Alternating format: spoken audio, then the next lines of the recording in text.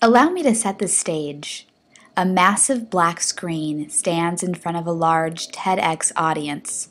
Robert Fogarty walks out with an ode to Bob Dylan's opening sequence of Don't Look Back.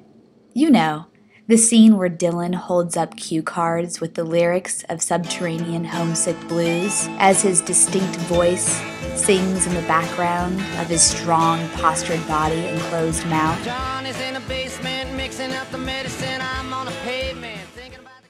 He stands there, silently and strong, as his photographs play on the large screen to his right. The audience stares at the photographs on the screen. It's clear that some of them are being moved to tears. This was the scene of a TEDx presentation of Robert's for-profit social venture, Dear World, an enterprise he launched at the 2011 Harvard Social Enterprise Conference. Robert started Dear World, an extension of Dear New Orleans, a for-profit photography venture for social good. Robert has photographed thousands, including Super Bowl's most valuable player, Drew Brees, Academy Award winner Susan Sarandon, and NBA All-Star Chris Paul. It's been described as an ongoing social collection of inspired portraits. All of Robert's subjects pose in front of a black backdrop with messages written on their skin. These messages began as what Robert has proclaimed, love notes for New Orleans. He began Dear World as a way to help finance his nonprofit, Evacuteer. Evacuteer seeks to evacuate carless citizens of New Orleans in the event of a hurricane. In a 2005 Harvard University study of evacuees who remained in New Orleans during Hurricane Katrina, 55% stated that the reason they did not evacuate prior to the storm was that they did not have a vehicle or another method to evacuate. That same survey resulted in 42% of the evacuees stating that they did not think that they could have found a way to leave the city. This was unacceptable to Robert. In 2008, Robert was working for the mayor's office when Hurricane Gustav began its most ominous direction, heading right for the most vulnerable city in America. Robert was in charge of evacuating tens of thousands of people. He had an idea to recruit community leaders, the guys that people from these neighborhoods know and trust. Robert had 219 volunteers help evacuate 18,000 people. It was the largest hurricane evacuation in the United States history. Through founding his organization, Robert was able to speak up on the failures and inefficiencies of New Orleans emergency management. Robert was innovative in his approach. He, for example, questioned the effectiveness of the small, unseen government signs placed around the city as meeting points for evacuees to be picked up.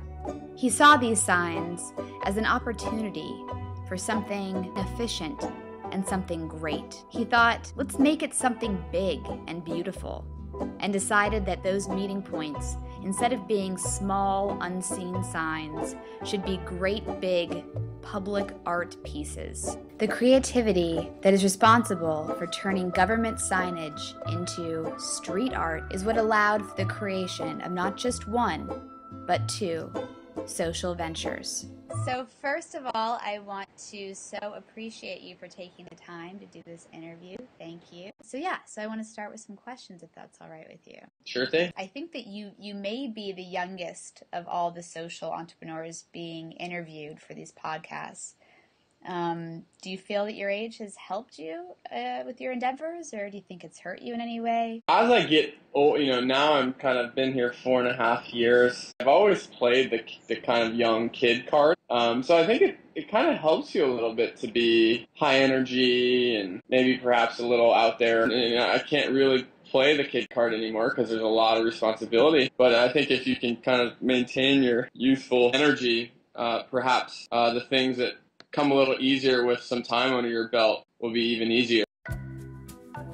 Do you feel a responsibility to your subjects that you photograph with the stories that they want to tell or that you're helping them tell? Well, I tell 3 stories.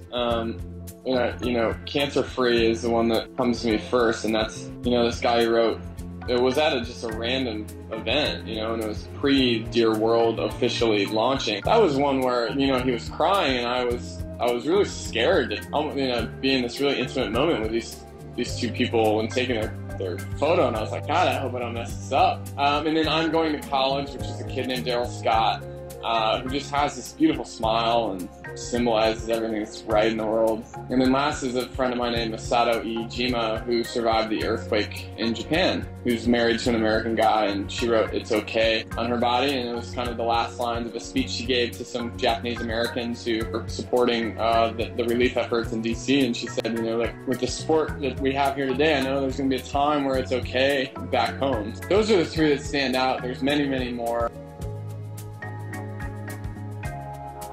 You were largely responsible for the largest hurricane evacuation in the United States history. And because of that, you were featured on CNN. You were or have been a keynote speaker at Harvard's Social Enterprise Conference. You are a featured participant at Clinton Global Initiatives.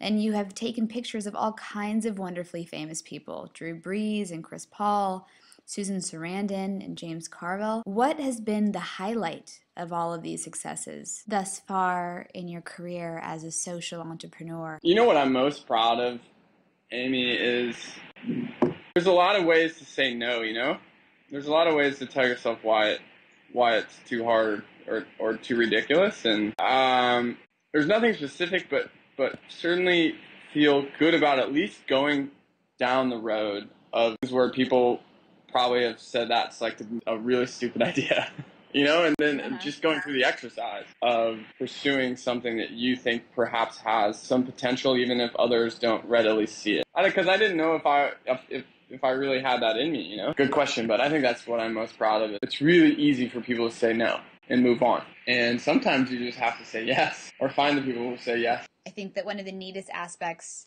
of the emerging field of social enterprise is the network of social entrepreneurs who seem to be such a collaborative group. What are some of your favorite social enterprises that are out there right now? And is Evacueteer and Dear World collaborating with any of them? Great question.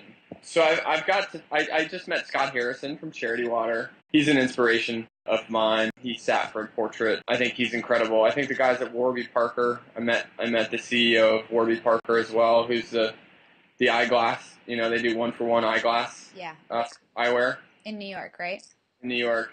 So I hung out with him last week. I'm just now starting to be in those conversations with those kind of guys. There are some really awesome people who are rethinking, what it means to build business. I usually just feel like the random misfit in the room.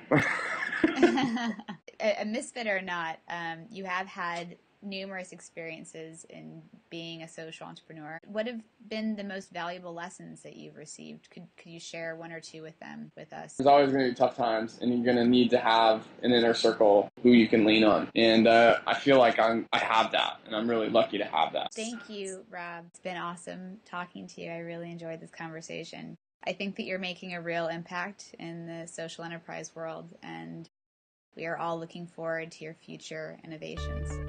Why should this guy, Robert Fogarty, be our star social entrepreneur? Because, like he said...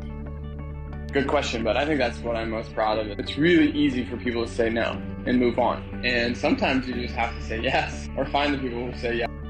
Maybe this time we are the ones to say yes.